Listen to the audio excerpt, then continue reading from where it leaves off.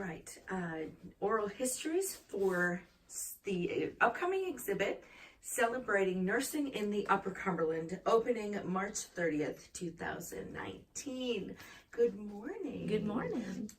For the record, just give us your name and your title and your hometown. I'm Kim Hanna. I'm the interim dean at the Whitson Hester School of Nursing. I'm from Cookeville, Tennessee. Okay, excellent. So you've been here your whole life? Pretty much, okay. Except for about 5 years. Okay, awesome. How long have you been involved with the nursing profession? I've been involved with the nursing profession since probably 1983. I graduated from Tennessee Tech in the second class, and so I've been a nurse for 36 years, and I've worked at Tennessee Tech for 30 years. Okay, and you say the second class. For those who are not familiar with the nursing program at Tennessee Tech, could you talk about that a little bit and its beginnings? I could. Tennessee Tech founded the School of Nursing in 1980.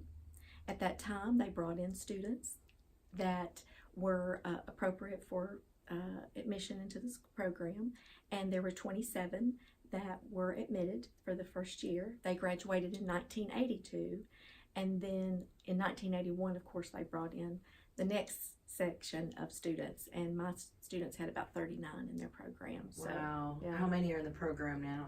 Well, there's quite a few. We have over 320 something students in the upper division, but we have about 121 graduate students, and then we have about 200 plus lower division students. Wow, what a great feather in the cap for this community and for the university itself. Yes, That's really great.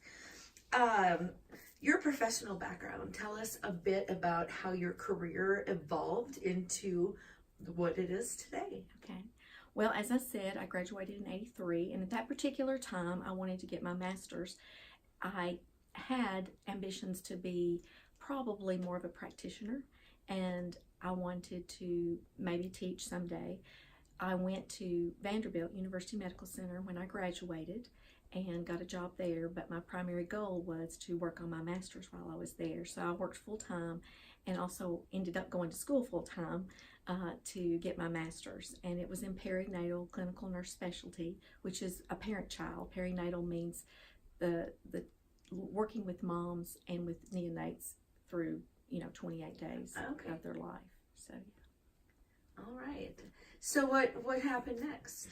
Well, I worked at Vanderbilt for 5 years, and I loved working with OB. I originally started at Vanderbilt in oncology. They did not have any openings in their OB. And oncology, that was a very challenging unit because there was a lot of long-term chronic illness and terminal illness in that unit. But there was a lot of lessons learned there too, just about people's lives and how they go day to day working with a chronic illness. So I worked on their their oncology unit, and then made a move to their OB unit, and worked with primarily mothers. Vanderbilt is a high-risk tertiary care center, so I worked with a lot of moms that were coming in with issues, preterm labor, placenta previa, high-risk pregnancies, and I worked in their unit. I did some in the nursery, but basically I worked more with the high-risk moms, and also on postpartum too. Excellent. And enjoyed that. So then the move back to your hometown. The move back to my hometown. Once I got my master's, I was looking at various places to go, and continued at Vanderbilt. I had gotten involved with their perinatal education program, and what that is classes for parents, mothers to be. And so I really enjoyed working and teaching and found my love of teaching there. So I became the director of that program and enjoyed it, but my husband got transferred. So he got transferred back to Cookeville. We didn't think that would ever happen. So I called the School of Nursing, and they had an opening. And that's very unusual for them to have had an opening.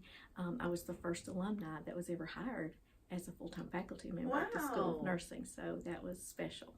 So when did that happen? What year was that? That was in 89. I started in January of 89.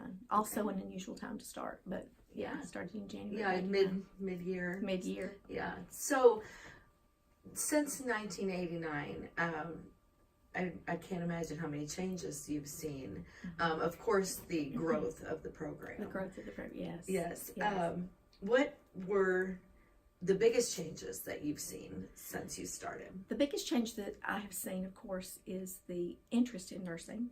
I have seen wonderful students come through, both back in '89 and now. So the students, we have excellent students.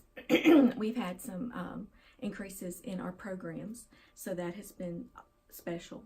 Our bachelor's program, our traditional bachelor's program, is what we started with, where we would have one admission a year. Now we have 2 admissions a year. We also have an accelerated program where students come and they will go from, for example, we have some starting this summer. They'll go this summer and they'll graduate next summer. We have students that also want to come back and get their BSN that already have an associate degree in nursing and they're a registered nurse, and so we have that program as well. The other changes that I've seen is that we have had a growth in our graduate programs. Back in 2004, we became part of a consortium with the 6 TBR universities to offer a master's program, and that was very good for the universities who did not have a master's program. And we were probably one of 4 that did not, 2 others did. So it was a time for us to come together as faculty, use our resources, and develop a program so that students could come from all over the state and beyond. At one point, we had over 1,000 students in the program. Wow. Not separately for Tennessee Tech, but Right. for the whole program, and was probably one of the larger suppliers of master's prepared students and Wow. graduates at that time. Since that time, and since Tennessee Tech has become, have their own independent board, and that's the same with the other 6 TBR schools, that program has been, other universities have pulled out, and we have not pulled out, but we are teaching out our students, and so are the rest of them. So the purpose for that program, which was Tennessee eCampus program, was to bring people together, utilize resources, and one of the things is that now we can each have our own independent program. So we started our own independent program in the fall, and so that was a special time for So us just as this well. last just fall. this past Okay. fall. So All right. we're still in the Tennessee eCampus, and we have students in there, and then we have our own program that started last fall, an independent program that's just through Tennessee Tech. In addition, we started our Doctorate of Nursing Practice program the year before, so that has been a very big change, because now we're going to be producing doctoral candidates, so that's wonderful. It really is. It's just so, at being a community member, not involved with nursing, other than my best friend is a nurse, but you hear about the Tennessee Tech program, about that they just get the cream of the crop, that it's so highly competitive. This program, you just hear such good things about it, and it's really such a great service that you're providing to put these highly trained nurses out into, and of course our community becomes one of the first places that they look. So we're really lucky to have those professionals working for us as well. So, and I guess the biggest change that I've seen is, particularly when I graduated, I didn't end up at Cookeville Regional simply because I wanted to get my master's, but from that point to this point, I can go down the hallway at Cookeville Regional and see a lot of our graduates, and so I really feel that we have changed the community, but also the community's embraced us and changed us. So it's really nice to have that collaboration. And as a member of this community, I'm happy to have good healthcare providers. Absolutely. Well, and that's part of the reason that we're so excited about this exhibit, is because of the history of nursing in our community and the future of nursing in our community. So hopefully we can touch on both those aspects, and having someone like you come in and talk about it is really, it's very eye-opening for a lot of people. So we appreciate you coming in today. Well, Is there anything you'd like to add before we end? No, I just want to say that, again, I appreciate you having me here today, and for, in just wanting to say that it is wonderful to have the faculty and staff that we do, and the community support that we do, and we have a wonderful development council that is in charge of this, and so we are excited to be a part of such a wonderful community. That's awesome, and we're so lucky to have you as part of our community. So thank you so much for coming in. Thank you.